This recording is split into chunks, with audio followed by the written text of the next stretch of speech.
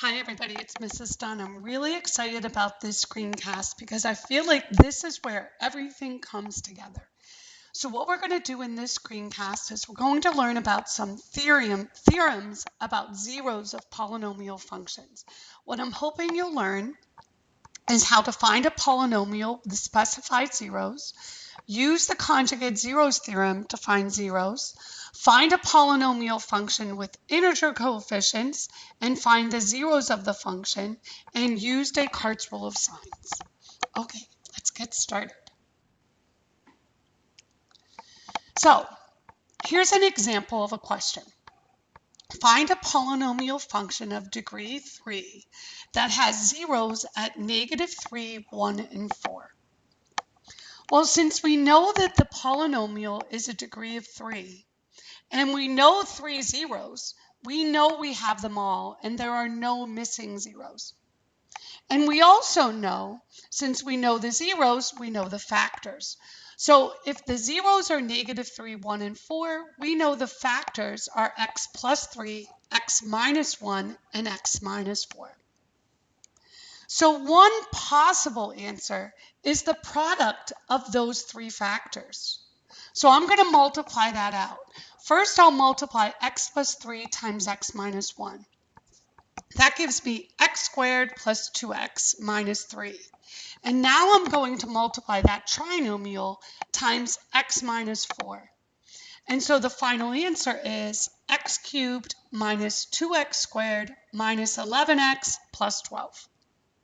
All right, let's try another one. A lot of times students get confused and worried about these imaginary answers, but don't. Find a polynomial function of degree 3 with zeros at -1, 2i, and -2i. Since the polynomial function is degree 3, there are no missing zeros. We have them all. So the factors are x plus 1, x minus 2i, and x plus 2i. And we're going to multiply that together. I'm going to multiply x minus 2i times x plus 2i first. So when I multiply that, I get x squared plus 4.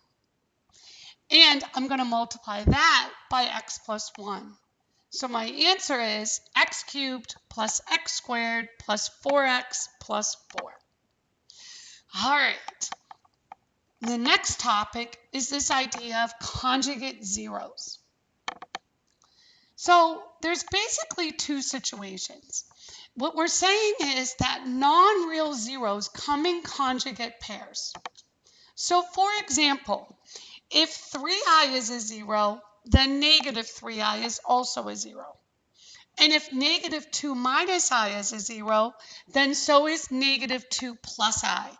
Those are the conjugates. Remember when we learned about conjugates in the section on complex numbers. One thing I want to point out though, this rule only works when f of x has real coefficients. So that means that we can't have any imaginary coefficients, which you don't usually see in a college algebra course anyway. All right.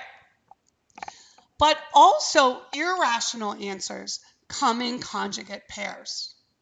So for example, 2 plus the square root of 3 is a 0, then so is 2 minus the square root of 3.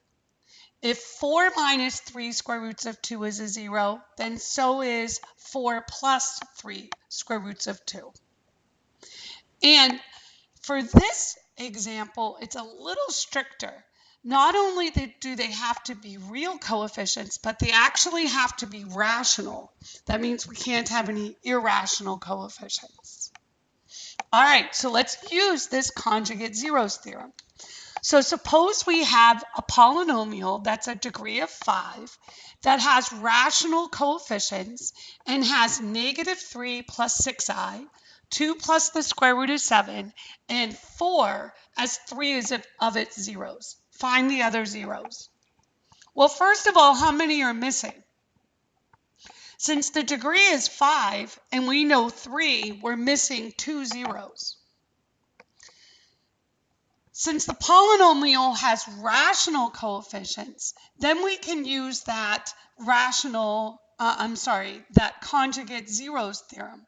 So since it has rational coefficients, the other zeros are the conjugate of -3 plus 6i, which is -3 minus 6i, the conjugate of 2 plus the square root of 7, which is 2 minus the square root of 7, and it's not the conjugate of 4. Realize it only works with irrational answers.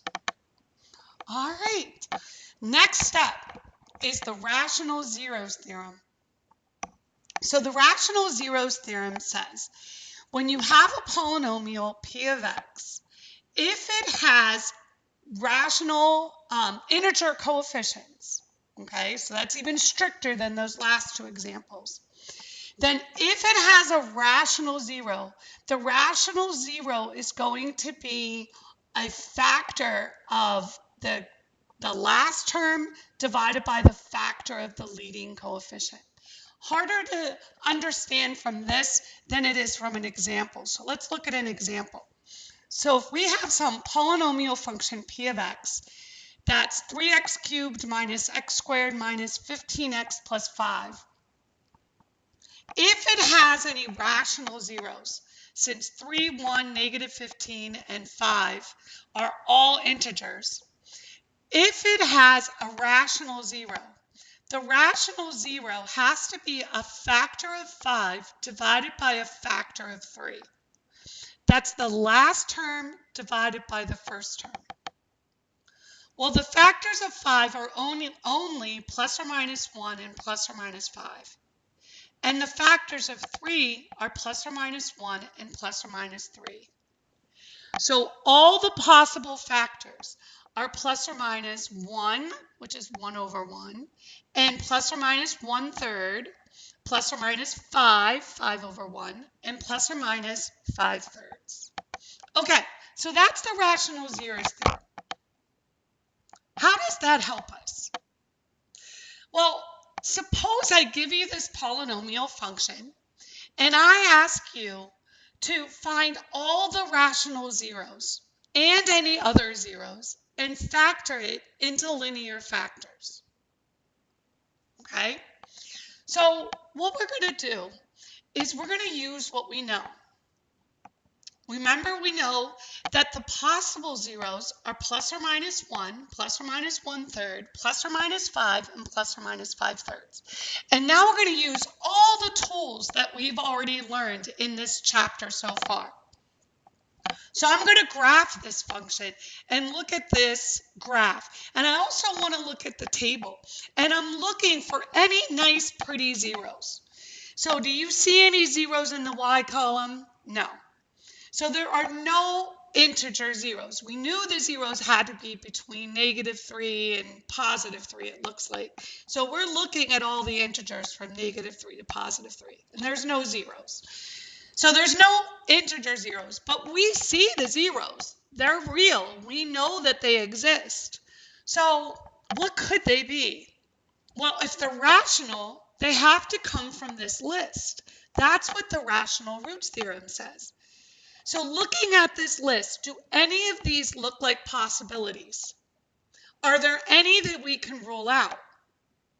Well, looking at the graph, I can definitely rule out plus or minus 1.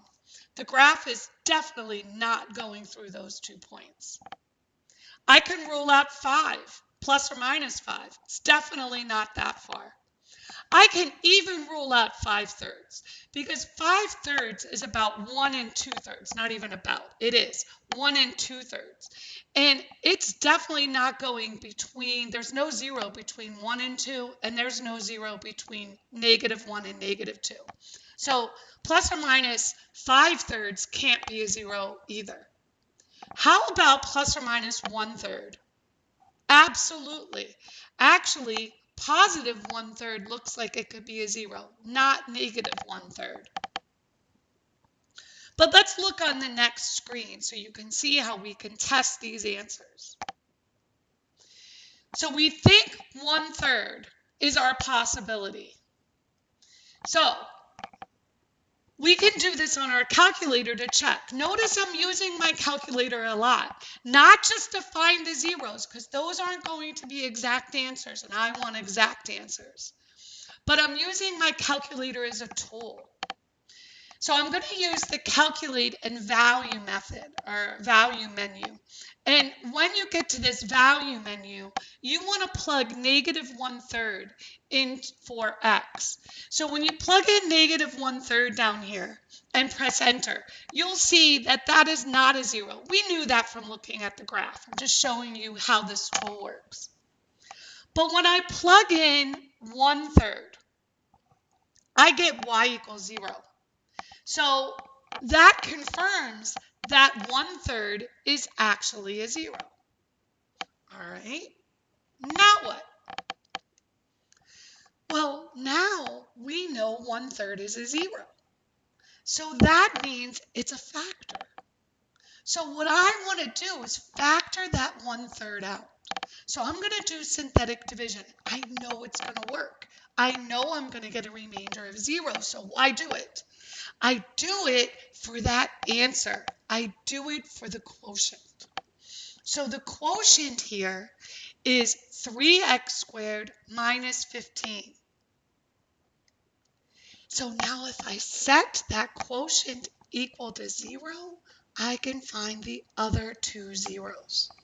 So I'll add 15 to the other side. I'll divide by 3 and take the square root. And now I have all the zeros. So the zeros are 1/3, the square root of 5, negative square root of 5, and factored, it's equal to x minus 1/3, x minus the square root of 5, and x plus the square root of 5. All right, excellent. The last thing we want to do in this screencast is talk about Descartes' rule of signs. So here's Descartes' rule of signs. You can pause the screencast and read it if you'd like. I'm not going to read it to you. What I am going to do is go through an example with you. So when you have a polynomial function like x⁴ minus 2x² plus 12x minus 8, I want to figure out how many positive real, negative real, and how many non-real zeros this polynomial function can have. Since it's a degree of 4, the total has to add up to 4. So when I add these together, I have to come up with 4.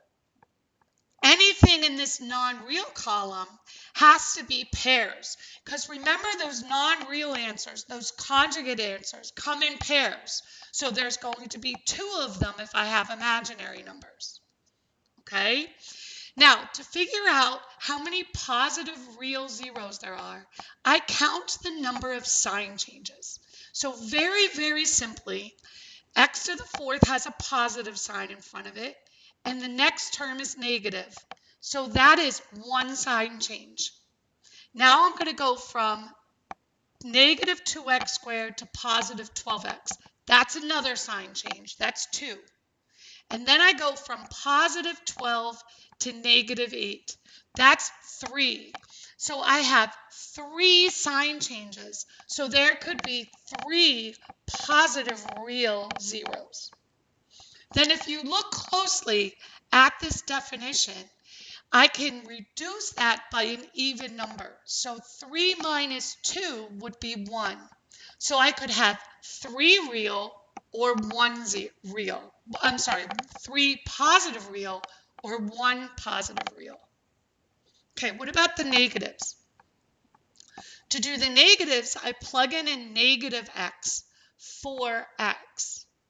And a negative x⁴ will end up being positive, and a negative x² will end up being positive, and a negative x times positive 12 is negative, and that negative 8 stays the same. So count the number of sign changes here. 1, no sign change, no sign change. So there is 1 negative real zero.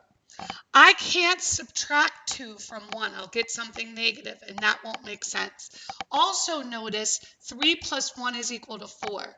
So there are no real zeros here.